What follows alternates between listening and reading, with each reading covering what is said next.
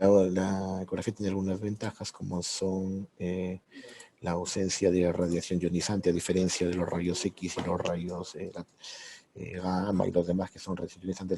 La ecografía no tiene radiación ionizante. Se hace una exploración en tiempo real, tiene capacidad multiplanar, tiene excelente resolución, tiene estudios con equipo portátil, tiene bajo costos, ¿no? Bajo costos comparado con otros estudios imagenológicos. Básicamente la ecografía funciona con ondas acústicas, ¿no? Con el sonido, por eso se llama equipo de ultrasonido, ultrasonografía, porque tiene el sonido como su base física. Y el sonido básicamente son ondas que son oscilaciones de energía propagadas. Y estas ondas, básicamente, estas ondas que son de energía, básicamente tienen dos naturalezas. Las naturalezas pueden ser mecánicas o electromagnéticas o combinadas, básicamente, electromagnéticas y mecánicas, ¿no? Las formas de propagación generalmente vienen a ser transversales, en forma transversal o en forma longitudinal, ¿no? Entonces, las formas de propagación de las ondas, básicamente, o son transversales o son básicamente longitudinales, ¿no? Vamos a ver luego en el tiempo cómo se va esto transformando. ¿Cómo surge el sonido? ¿Cómo surge el sonido? Básicamente es el recorrido de la energía mecánica. Ya dijimos que la energía es básicamente electromagnética, puede ser eléctrica o puede ser básicamente magnética, electromagnética, básicamente a través de la materia. Básicamente existen dos formas, puede ser por compresión o puede ser por rarefacción. Compresión es cuando yo aplico una fuerza sobre una superficie y rarefacción es cuando yo voy a soltar esa misma fuerza que estoy ejerciendo, la suelto. Y esto es básicamente cómo funciona la ecografía. La ecografía básicamente van a ser ondas de presión, básicamente por la compresión que yo hago, que se propagan básicamente por el desplazamiento físico del material a través del cual el sonido está siendo transmitido. Básicamente es como que yo pongo mi transductor, que es el equipo del ultrasonido, donde yo voy a emitir el ecopulsado, ¿no? Y este ecopulsado que estamos viendo acá es básicamente pulsar un cristal y enviar paquetes de energía dentro del paciente. Un pequeño porcentaje reflejado, o sea, se va a introducir dentro del paciente pasando por las diferentes fases. Y pasando por las diferentes fases significa que va a atravesar primero la fase que está entre la superficie de la piel y el transductor, o sea, el aire. Luego va a pasar la piel, el tejido celular subcutáneo, luego el plano muscular y finalmente va a penetrar hacia el órgano que yo quiero evaluar. Si yo quise evaluar el hígado, tendría que atravesar todos esos planos para poder acceder nuevo al plano del órgano que yo quiero evaluar, que es el hígado, ¿no?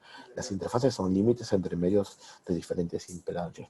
Quiere decir que para cada fase o para cada tejido que yo quiero explorar va a tener diferente impedancia, le llama diferente resistencia al sonido, ¿no?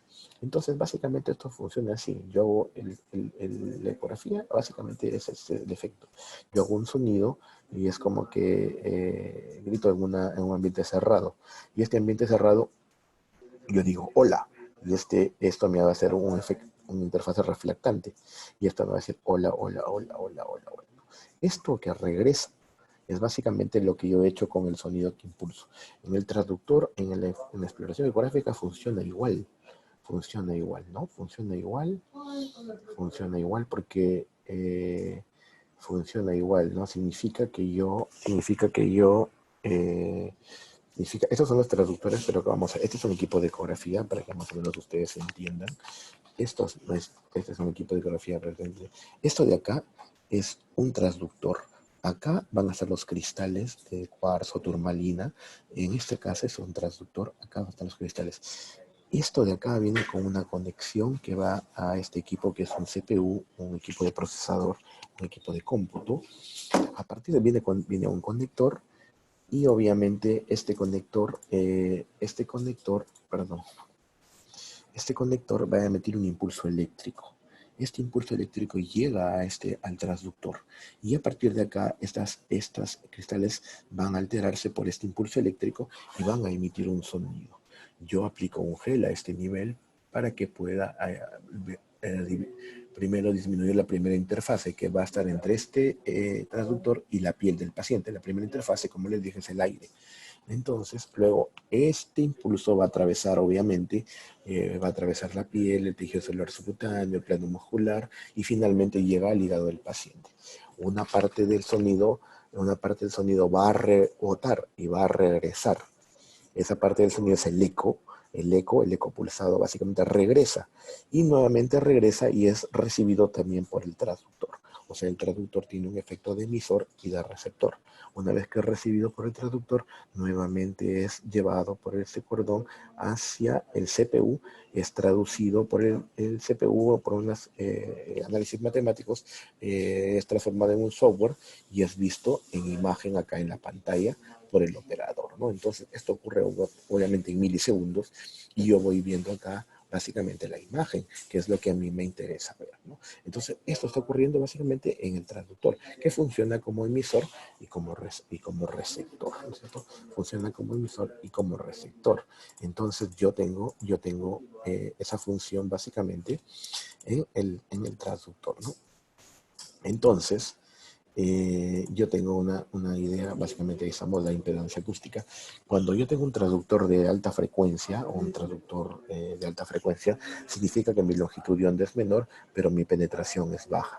Esto quiere decir que si yo tengo un traductor de alta frecuencia, solamente voy a poder ver estructuras muy superficiales. Esto quiere decir que si mi penetración es baja, yo solamente puedo explorar estructuras superficiales. ¿Y qué estructuras tengo muy superficiales para explorar? Básicamente la piel, el tejido celular subcutáneo, glándulas como la tiroides, glándulas como la mama, los testículos, las parótidas, las sublinguales, ¿no?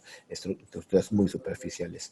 Pero si yo tengo frecuencias bajas en los transductores, significa que la longitud de onda es mayor, significa que no tiene mucha resolución y sin embargo tengo una penetración alta. ¿Y esto qué me va a permitir a mí explorar? Exploraciones profundas, generalmente el abdomen, generalmente la vejiga, generalmente el hígado, los riñones, ¿no? Entonces, cuando yo, depende de lo que yo quiera explorar, voy a escoger qué tipo de transductor, si es uno de frecuencia alta o uno de frecuencia baja, ¿no? Entonces, el traductor es cualquier aparato que transforma una forma de energía en otra. Para el caso de otros traductores, es capaz de convertir energía eléctrica en energía mecánica y viceversa, ¿no?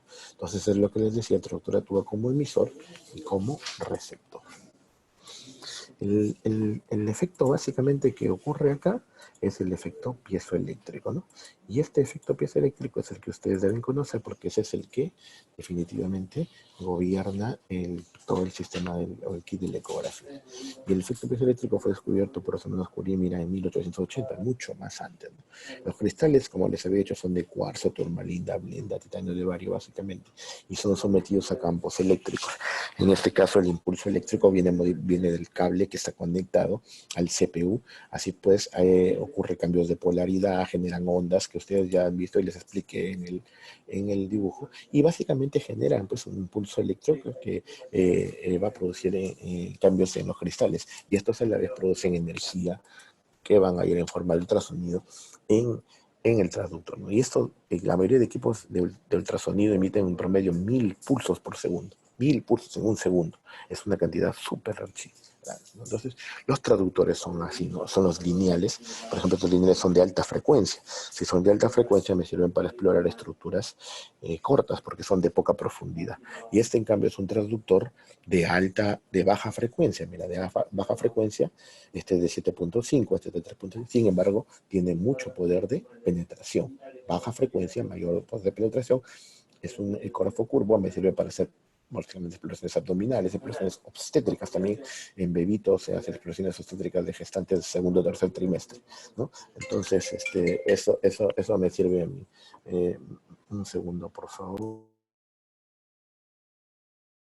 Muy bien, entonces eso es lo que yo básicamente tendría en traductores. Existen algunos traductores mucho más especializados. Hay unos traductores como este, por ejemplo, que es un traductor sectorial que usan básicamente los cardiólogos para hacer unas exploraciones, por ejemplo, en el corazón, ¿no? Generalmente para hacer ecocardiografía. Generalmente ellos utilizan estas exploraciones y hacen unas exploraciones transtorácicas y miden básicamente, miden, ven las cavidades del corazón, ven las cavidades del corazón y ven las cavidades del corazón prácticamente, ¿no? Entonces, hay exploraciones también que sirven para hacer ecografía transfontanelar. Se pueden ver las cavidades, por ejemplo, del cerebro del bebito, con unos, básicamente también transductores transectoriales. ¿Qué podría ser este? Este, por ejemplo, es para cardiológico, por eso dice, lo pongo por el medio de las costillas, y básicamente ven el corazón, ¿no? Exploraciones básicamente de ejes cortos, pero también existen algunos, como los endocavitarios o transvaginales, que ustedes conocen a veces para hacer exploraciones a las mujercitas, básicamente para ver el útero, los ovarios, o van a ser las gestantes del primer trimestre también, cuando son recién embarazadas, hasta el primer trimestre, se hacen por exploración de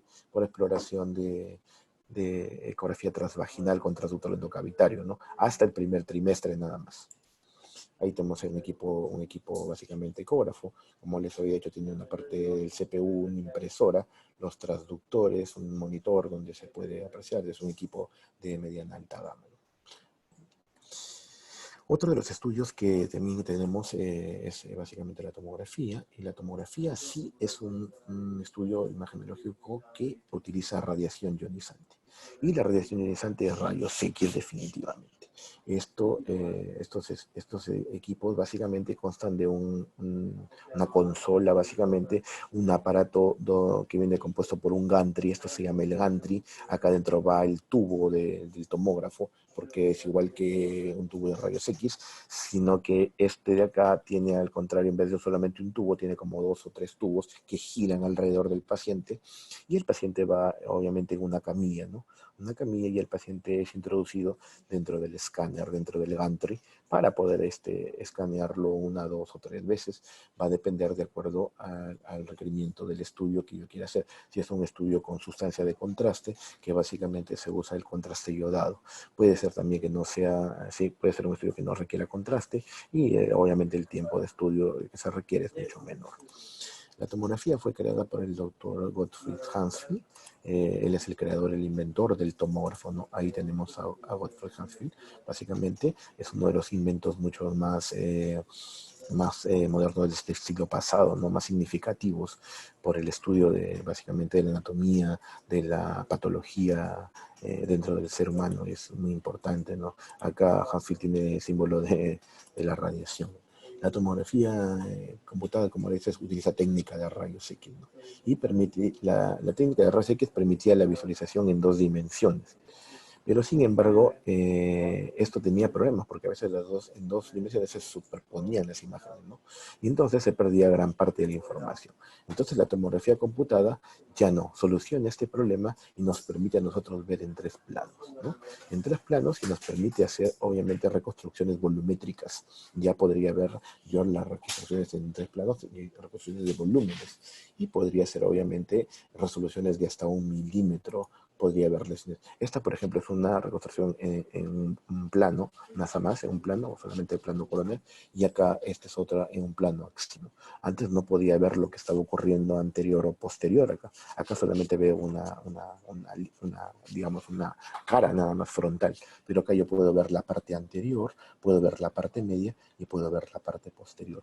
Si yo encontrase una lesión acá, diría que es en la cara anterior, si diría que es en la parte posterior. Es más, la tomografía me permite a mí identificar lesiones a niveles, y obviamente medir los tamaños y también medir las densidades, ¿no? Por lo que esto es un gran avance, o fue un gran avance en cuanto a la etapa de diagnóstico en imágenes.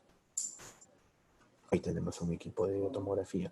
Mira los cortes volumétricos que ya se pueden hacer, que se podían representar el cerebro básicamente con sus giros, con sus surcos básicamente. Es el cerebelo, la parte occipital del cerebro, y yo podía hacer cortes de este nivel del cerebro. Yo puedo hacer este tipo de cortes y puedo representar. Entonces, la tomografía computada es una técnica básicamente de rayos X, y podríamos decir que una radiografía básicamente es una radiografía dentro de muchas radiografías, ¿no? Entonces, eso es básicamente como si yo cortase una rodaja como si tuviera un pepinillo y lo rebano en una ensalada de pepinillos. Es básicamente lo mismo la tomografía, ¿no? Entonces yo puedo ver por dentro de cada pepinillito que rode, puedo ver mucho mejor, ¿no? El contenido. Entonces la tomografía me permite eso. Pero sin embargo eso también me trae como consecuencia que yo irradie más al paciente, que yo le dé más radiación. Entonces ya vimos que los efectos estocásticos y los efectos determinísticos en la radiación también es importante. Es decir, que yo la radiación que le doy al paciente es una radiación que entra y que nunca más se va. Entonces, si le voy a radiar a mi paciente con una tomografía, tengo que pensarlo dos veces, ¿no? Entonces, somos nosotros, los médicos, los que indicamos un estudio a un paciente. Entonces, debemos estar muy seguros de lo que estamos indicando, porque debemos recordar que la radiación que entra es la que ya no se vuelve. Y ahí tenemos pues a un paciente en los tubos de radiación que están en este nivel, acá hay otro y uno abajo. Y la radiación gira, gira, gira, gira.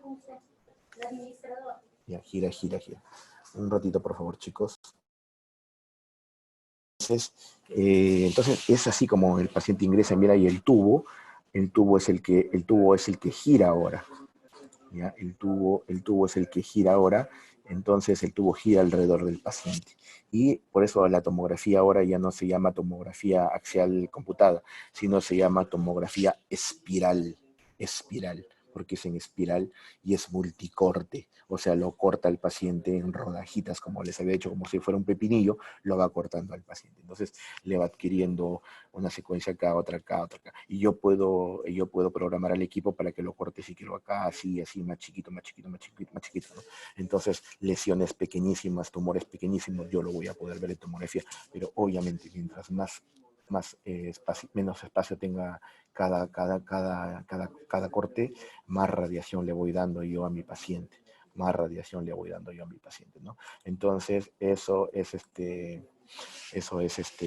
importante tener en cuenta para el momento de decidir, ¿no? Entonces, el método permite también la medición de la densidad, como les había dicho, entonces yo puedo medir las densidades, puedo medir si es densidad grasa, si es densidad sangre, si es densidad líquido, para poder orientarme en la identificación de las lesiones. Y eso pues me ayuda a mí a favorecerme, si es una calcificación, si es un tumor, esas cosas me ayudan a mí para tomar decisiones. Esto, por ejemplo, mide una densidad acá con un ROI, eso se llama un ROI, y acá básicamente lo mide en menos 18. Y este menos 18 básicamente lo considera dentro del espectro de densidad grasa. Y esta es básicamente la grasa alrededor del corazón, la grasa pericárdica. Entonces, eso es importante. Es así como funciona, mira cómo funciona la tomografía computada helicoidal o tomografía espiral multicorte, es lo mismo. Ahí está. El paciente entra y lo va cortando, ¿no? Es el tubo el que gira alrededor del paciente, ¿ya? Es el tubo que gira alrededor del paciente. Muy bien, entonces después de que toman al paciente hay una consola donde el tecnólogo es el que realiza, obviamente el tecnólogo siempre tiene que estar al frente mirando a su paciente, que el paciente ingrese, salga del estudio, el paciente ingrese, salga del estudio, el paciente ingrese, salga del estudio y bueno, no haya ninguna complicación más, siempre debe estar mirando a su paciente. ¿No? Las ventajas y desventajas, bueno, la ventaja es que es una técnica fácilmente disponible en la mayoría de hospitales de segundo y tercer nivel. Es un examen muy rápido y ya que solo requiere 2 a 3 minutos para su realización. Es muy rápido. Es una técnica altamente sensible para detectar calcificaciones y hemorragias agudas. Es una técnica que ya vamos a ver cuando nos toque ver traumatismos encefalocranianos para ver sangre en el cerebro hiperagudo es importantísimo para ver accidentes cerebrovasculares hemorrágicos. Interesante. La tomografía va a la cabeza siempre. No se pide otra técnica que no sea tomografía. Permite una excelente visualización de estructuras óseas y puede ser utilizada en personas con implantes ferromagnéticos, marcapasos, prótesis, lo que no permite la resonancia magnética, ¿no? Es útil en pacientes críticos que requieren observación directa, a veces con equipos de respiración asistida, porque la resonancia magnética no permite que ingresen equipos básicamente ferromagnéticos al equipo, por lo que es compuesto por imanes. Permite guiar procedimientos para biopsias, drenajes y otros. Eso son como como guía tomográfica es interesante, ¿no? Por ejemplo, me ubico yo en los 3 planos, quiero tomar una biopsia, por ejemplo, hepática del lóbulo hepático izquierdo. Hay que acordarnos que acá tengo estructuras como el páncreas, el estómago, que se interponen, por ejemplo, en la biopsia. Entonces yo hago mi planeamiento en los 3 planos, planifico previamente por dónde voy a abordar mi aguja, mido la distancia que voy a introducirla al paciente y luego identifico la lesión, identifico dónde voy a introducir la aguja y luego introduzco la aguja, ¿no? El estómago está por este lado, los riñones, el vaso, entonces no tengo compromiso, introduzco mi aguja y tomo mi biopsia de esta lesión hepática, ¿no? Para saber el diagnóstico final anatomopatológico de esa lesión. Las desventajas es que la tomografía emite radiación ionizante, ¿no? Por lo que hay una contraindicación relativa durante el embarazo. Generalmente no se usa en el primer trimestre, de luego relativa en el segundo y tercer trimestre. Y aunque en caso necesario se va a utilizar siempre algo de plomo para proteger al feto, ¿no? Ahorita tenemos justo una complicación, una paciente con COVID positivo, gestante del segundo trimestre, y bueno, ahorita necesitamos tomar una tomografía justo, estoy planeando eso, por eso no he podido salir un ratito nada más de transmisión para coordinar eso justo. Gestantes necesitamos saber todo el estado de sus pulmones para poder luego tomar el estudio. Las desventajas, la TC tiene poca resolución al estudiar la fosa posterior del cerebro, no sirve para estudiar la fosa posterior, no tiene mucha poder de resolución en la fosa posterior, y los infartos localizados en esta zona solo se observan en el 5% de los casos. No nos ayuda mucho en la fosa posterior y troncoencefálico, definitivamente no nos ayuda. Es territorio de la resonancia. Existe interferencia con las estructuras de alta densidad. Generalmente cuando hay estudios a veces contrastados que se hacen, no se puede volver a hacer estudio de tomografía porque va a haber siempre conflictos con la tomografía, puede darnos falsos diagnósticos. Y con las estructuras metálicas, válvulas, balas, básicamente porque nos dan artefactos de endurecimiento de las que nos pueden ocultar información valiosa o información válida para hacer un diagnóstico imagenológico, ¿no? Entonces esas son desventajas básicamente, ¿no? Y básicamente también las que tienen que ver con alergia a los contrastes, ¿no? Los pacientes que tienen alergia al contraste yodado, porque básicamente los contrastes que se usan acá son yodados, y obviamente los pacientes que tienen algún trastorno de la función renal también no podrían hacerse de repente algún estudio con sustancia de contraste. Ahí tienen algunas reconstrucciones en volumen, en rendering en 3D, por ejemplo, este es del arco aórtico, del callado aórtico, se ven adecuadamente los vasos. Esta es una reconstrucción también de la aorta, no se ve muy bien, parece que se ha pixeleado acá también. Esta es una endoprótesis de la aorta abdominal. Acá se ve una reconstrucción, mira, de la columna vertebral, vértebras lumbares. Este es básicamente también una reconstrucción en el pulmón, básicamente, para ver una malformación arterial en el pulmón. Acá estamos viendo básicamente una reconstrucción ósea para ver un implante a ese nivel. Acá estamos viendo la endoprótesis nuevamente que vemos adelante, es la endoprótesis que se ha colocado básicamente a nivel de la aorta.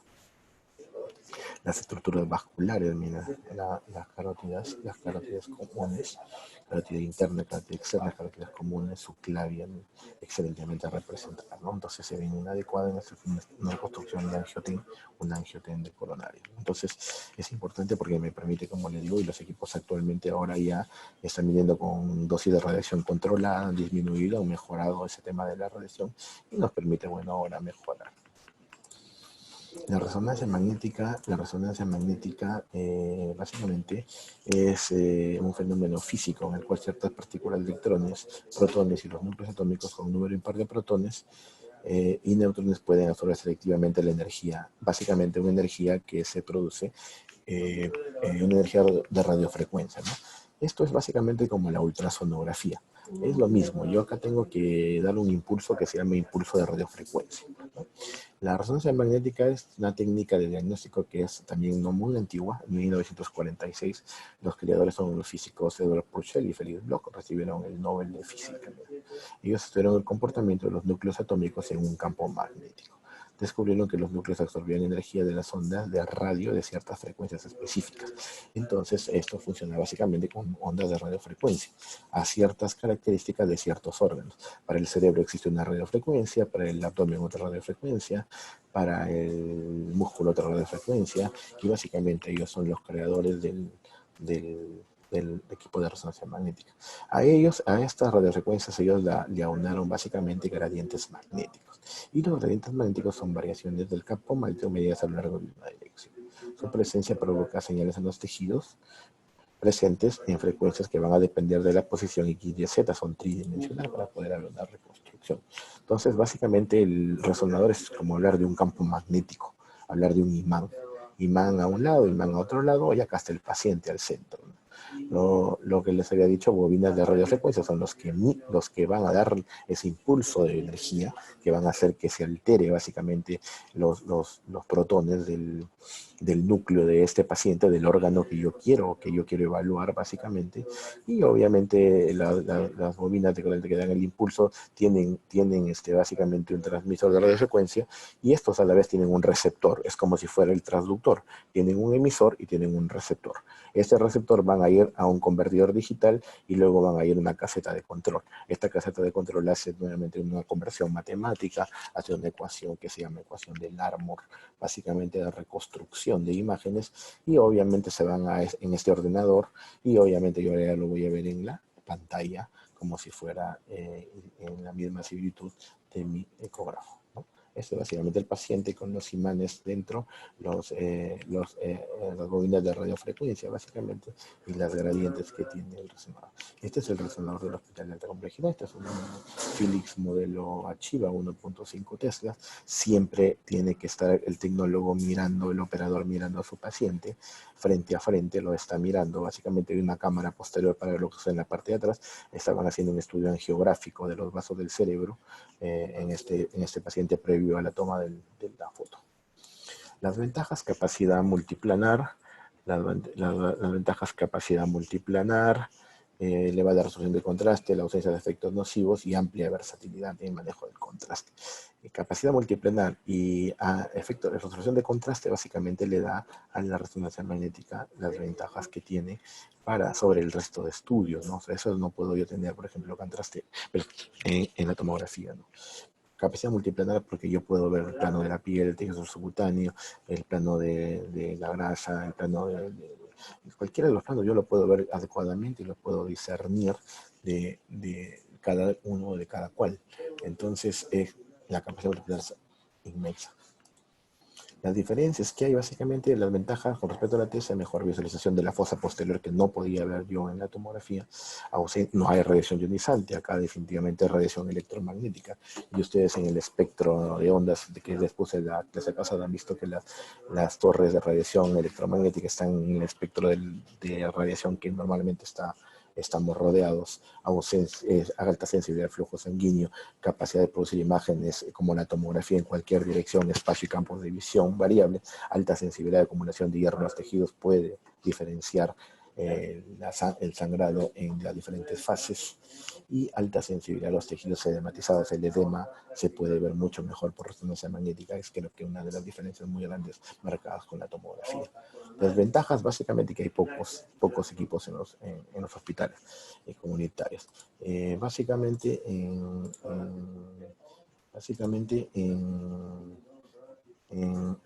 acá en la Libertad solamente existe en este hospital.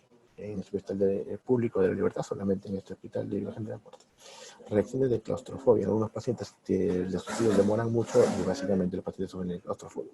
Es menos eficaz que la TC para detectar calcificaciones, alteraciones óseas y articulares y hemorragia subaracnoidea, ¿no? Además, mucho mejor, hemos dicho, la tomografía para ver eso, calcificaciones y sangrado agudo, es mucho mejor la tomografía. Contraindicación: no se puede en pacientes con marcapasos. El campo magnético podría alterar el ritmo del marcapaso, condicionar un infarto a un paciente. Los pacientes claustrofóbicos, obviamente el estudio es muy largo, demora un promedio de 30 a 40 minutos, el paciente se asusta, encima el equipo es ruidoso, el paciente puede tener un ataque de pánico y salirse. En prótesis valvulares cardíacas antiguas generalmente no se acepta. En los clips metálicos, como son imanes, podrían mover los clips metálicos, tampoco se recomienda. Partículas de metal, básicamente, los soldadores también podrían moverse y generar daño. Y en las prótesis metálicas también. Muy bien, chicos.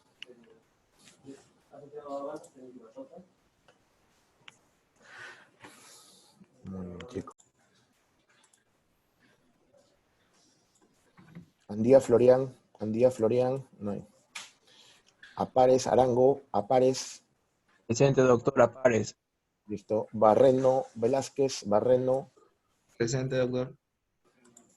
Bautista Marín, Bautista. Presente, doctor. Burgos Cabanillas. Presente, doctor. Capristán Julca.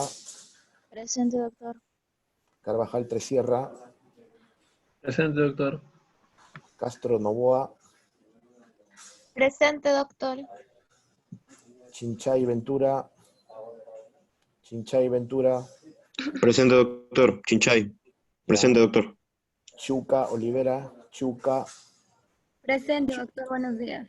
Buen día. Cubeñas Castrejón. Cubeñas. Presente, doctor. De la Cruz Fernández. De la Cruz. Rafael. Díaz Rafael. Díaz Rafael. Presente, doctor. Presente. Díaz Rafael, presente. Sí. Díaz Vilca. Díaz Vilca. Presente, doctor. Díaz Vilca Johan. Sí, correcto. Díaz Vilca Johan. Díaz Vilca Johan. Flores López. Flores López. Presente, doctor. Gamarra Ábalos. Gamarra Ábalos. Presente, doctor. García Verástegui. Presente, doctor. Gómez Maldonado. Gómez Maldonado. Hidrogo Jiménez. Hidrogo. Presente, doctor. La Torre Vargas. La Torre. Presente, doctor. Leturia Márquez. Leturia Márquez. Presente, doctor. Presente. Lima Gois. Lima Gois. Lima. Presente, doctor. Yamoga Miñano. Presente, doctor. Llerena Leiva. Presente, doctor. Llerena. Magallanes Cabrera. Presente, doctor. Magallanes. Perfecto. Matienzo Rafael. Matienzo. Presente, doctor. Mendieta González. Mendieta. Presente, doctor. Presente. Mendoza Azabache. Presente, doctor. Mendoza Broncano. Mendoza Broncano. Mora Vergara. Mora Vergara. Presente, doctor. Buenos días. Buen día. Morales Sachún. Morales Presente, Sachún. doctor. Presente. Mori Guerra. Mori Guerra. Presente, doctor. Neira Pacho. Neira Pacho. Neira, presente, doctor. Olivares Rivera. Presente, doctor. Otiniano Cosanatán. Otiniano. Paisic Esquerre. Paisic Esquerre. Paredes Barrón. Paredes Barrón. Presente, doc. Paredes. Pérez Chau. Pérez Chau. Presente, doctor. Pintado Serna. Pintado Serna. Quirós Campos. Quirós Campos. Presente, doctor. Quirós Campos. Quispe Azcate. Quispe Azcate. Presente. Presente. Ramírez Cova. Ramírez Cova. Presente, doctor. Reina Sedamanos. Presente, doctor. Risco Valenzuela. Presente, doctor.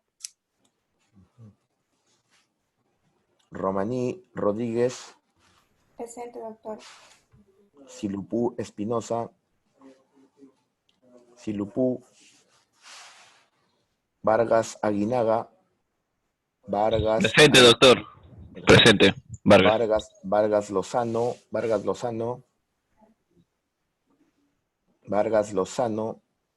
Vázquez Villanueva. Presente, doctor. Vázquez Villanueva, Iber. Vázquez Villanueva, Jacqueline. Presente, doctor. Velázquez Ocaña, Yubitsa. Presente, doctor. Villalba Cornejo. Villalba. Presente, doctor. Villalba Cornejo. Villavicencio Valles. Presente, doctor. Zabaleta Delgado. Presente, doctor. Zuloeta Riva. Presente, doctor. Listo, nos vemos chicos el próximo jueves, cuídense. Doctor, rápidamente una pregunta. ¿Hay otro grupo, otra lista que tiene el día domingo o solo es esta lista nomás? No, el día domingo 7:30 de la mañana, ya. Y ahí no estará Joyce de casualidad, doctor, para decirle. ¿Cómo se llama? ¿Anco? Sí, Anco Apaso, Joyce y Yosira. No, es hoy día está, hoy día. ¿Ya? Hoy día está. ¿Ya? Hoy día está. Hoy día está, sí. ¿Ya? Ya le puso presente, ¿verdad, doctor? Para decirle. Sí. Es que me dijo que tenía cruce de horario. Sí, no te preocupes. ¿Ya? Ya. Hasta luego, nos vemos chicos, cuídense. Saludos, doctor. Hasta luego, chicos. Hasta luego, doctor. Hasta luego, doctor. Hasta luego, doctor.